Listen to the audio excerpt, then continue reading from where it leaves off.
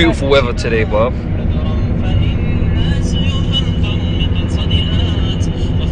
It's about 16 degrees, isn't it?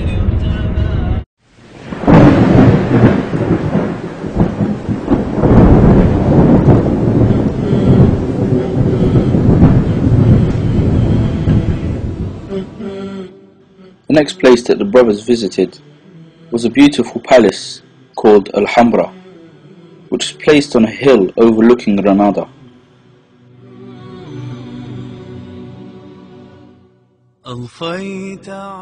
The construction started in the 13th century by an individual called Ibn al-Ahmar, who was the founder of the Nasrid dynasty, and was continued by his successors in the 14th century. As we go through the Alhambra, one of the concepts that you need to take into mind is a very important Islamic concept which we seem to have lost now, is, the beauty, or for example the true nature of somebody or something is kept in a person. It should be within the heart. So for a true believer, if I look at somebody, you can't really tell whether how good or pious this person is. Allah knows what's in a person's heart. And the same concept is in a building as well, in an Islamic building in Morocco, here in Spain. The way the buildings were designed was that if you looked at the building from outside, you have no idea of what is inside. They usually tend to be very, very plain and simple, small windows. People on the outside have no concept of what is inside. Only the people who have the honor of coming into that house, your family members, your close friends, have the honor of seeing the beautiful gardens, the decorations, the money or wealth, or whatever the environment that you have inside. Only they have the right to come in and see that. Do you understand what I'm saying? Similar, the example I usually try to give is for a Muslim woman, when she is outside, she's covered up, because her beauty is not for anybody's eyes. Nobody else can look at her. They don't deserve to look at her. But when she's at home with her family, with her husband, with her children, she takes that off, and her beauty or whatever she is reserved just for them. The same with the house. Now we tend to decorate ourselves on the outside. We tend to decorate our houses on the outside. Inside there might be just dumps, but on the outside we're important what people see, what the general public sees, and we're not worried about what our members of our family see. The inside is rubbish. Our children might be, living in scum, in a horrible situation. But as long as the rest of the world sees that my house looks great or I look great, I might be a rubbish person. I might not even clean or something, but I've got to wear the best clothes so that people, when they look at me, they judge me by what I wear, not what's in my heart.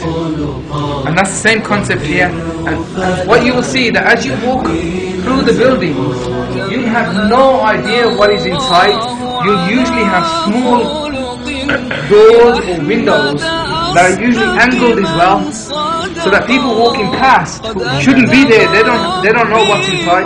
It's only when you go in, it's usually dark and that, and then all of a sudden, when you take a left or a right, and you walk into the place, you see, wow, what's this? I had no idea.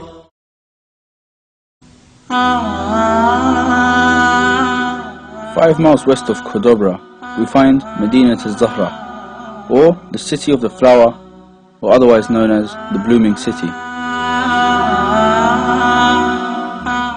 Begun in the year 936 by Khalif Abdul Rahman III as a country home for his court favourite, al-Zahra, it grew in concept and was not completed until 40 years later by Al-Hakam II.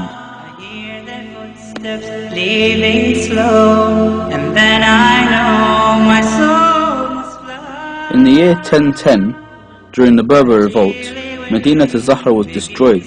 Its stones were quarried for other buildings, and over centuries, until, covered by earth and vines, the site was nearly forgotten.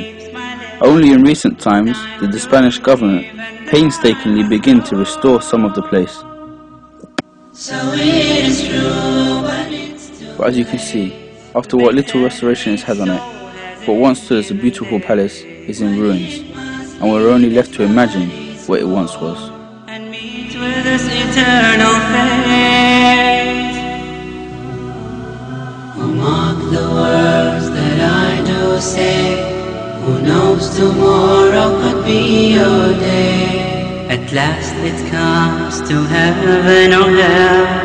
Decide which now, do not delay. Come on, my brothers, let us pray. Decide which now, do not delay. Come on, my brothers, let us pray. Decide which now, do not delay. Ah.